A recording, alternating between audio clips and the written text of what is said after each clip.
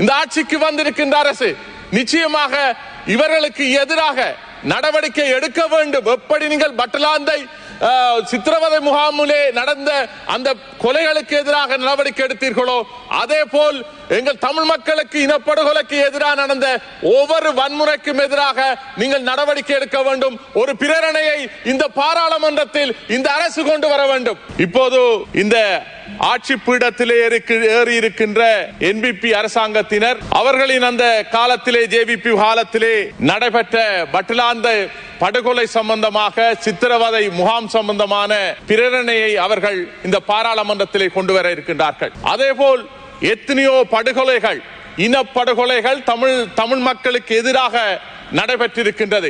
1983 ஆண்டு ஜூலை படுகொலை, இதிலே 2000க்கு மேற்பட்ட மக்கள் படுகொலை செய்யப்பட்டார்கள். அதேபோல் உடும்பங்கள படுகொலை, அதேபோல் சத்ருகொண்டாம் படுகொலை, யாழ்ப்பாணத்திலே தமிழ் ஆராய்ச்சி மாநாடு நடைபெற்று நடக்கின்ற போது ஏற்பட்ட படுகொலை, இப்படி ஏகப்பட்ட படுகொலைகளை நாங்கள் சுட்டிக்காட்ட முடியும். 2009 ஆண்டு முள்ளிவாய்க்காலிலே 1.5 லட்சம் மக்களுக்கு மேல் இனப்படுகொலை செய்யப்பட்டது. அதற்கு நீதி விசாரணை இன்னும் நடைபெறவில்லை. அதனால் தான் தமிழ் மக்கள் இன்றும் கூட இந்த உள்நாட்டு பொறிமுறையிலே நீதி பொறிமுறையிலே நம்பிக்கை இல்லாதவர்களாக இருக்கின்றார்கள். அதன் அடிப்படையிலே தான் சர்வதேச விசாரணை அவர்கள் கோரியிருக்கின்றார்கள். இங்கே காணாமல் ஆக்கப்பட்டவர்கள் தங்களது பிள்ளைகளை உறவுகளை ஒப்படைத்தவர்கள் இன்றும் இருக்கின்றார்கள்.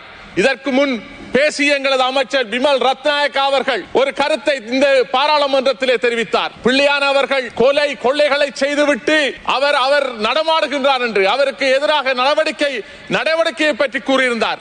அவரது குற்றச்செயல்களை பற்றி கூறியிருந்தார். ஆனால் இந்த அரசு அவருக்கு எதிராக என்ன நடவடிக்கை எடுத்தது என்பதனையும் இந்த இடத்திலே நான் கேட்க விரும்புகின்றேன். இந்த பல ஆயிரக்கணக்கான மக்கள் இன படுகொலை செய்யப்பட்டவர்களுக்கு எதிராக என்ன நடவடிக்கை இந்த அரசு எடுத்தது? கடந்த காலத்திலே இருக்கின்ற அரசு இந்த இனப்படுகொலைக்கு எதிராக எந்தவித நடவடிக்கையும் எடுக்கவில்லை. அதனால் தான் அந்த நீதித்துறையிலே பொறுமுறையிலே தமிழ் மக்கள் நம்பிக்கை இல்லாதவர்களாக இருக்கின்றார்கள். ஆகவே இந்த அரசு, இந்த ஆட்சிக்கு வந்திருக்கின்ற அரசு நிச்சயமாக இவர்களுக்கு எதிராக நடவடிக்கை எடுக்க வேண்டும். எப்படி நீங்கள் பட்டலாந்தை சித்திரவதை முகாமிலே நடந்த அந்த கொலைகளுக்கு எதிராக நடவடிக்கை எடுத்தீர்களோ அதே போல் எங்கள் தமிழ் மக்களுக்கு இனப்படுகொலைக்கு எதிராக நடந்த ஒவ்வொரு வன்முறைக்கும் எதிராக நீங்கள் நடவடிக்கை எடுக்க வேண்டும். ஒரு பிரேரணையை இந்த பாராளுமன்றத்தில் இந்த அரசு கொண்டு வர வேண்டும்.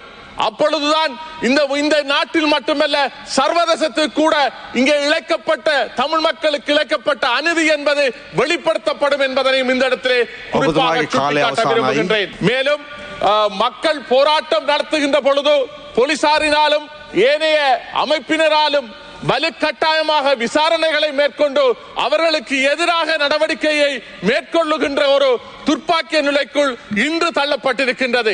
மக்கள் இல்மனை தடுப்பதற்கு எதிராக போராட்டங்களை நடத்துகின்ற பொழுது அந்த மக்களை விசாரணை என்ற போர்வையிலே போலீசார் அழைத்து சென்று அவர்களை இன்குவாரி பண்ணுவது உண்மையாக கவலைக்குரிய விடயமாக இருக்கின்றது. அவர்களுக்கான அந்த நியாயத்தை போராடுகின்ற பொழுது அதற்கான அங்கீகாரத்தை இந்த அரசு கொடுக்க வேண்டும்.